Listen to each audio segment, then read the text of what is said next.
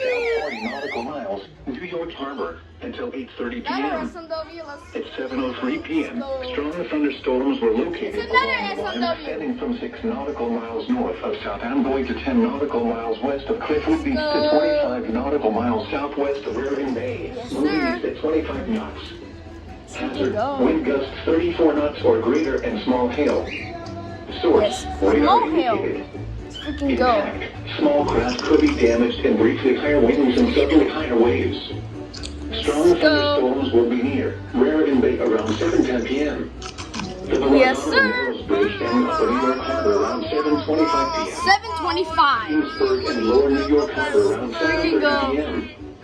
Sandy Hook Bay and Rockaway Inlet around 7:45 p.m. 7:45. Jamaica Bay around 7:50 p.m. 7:50. Boaters should seek safe harbor immediately until these storms pass.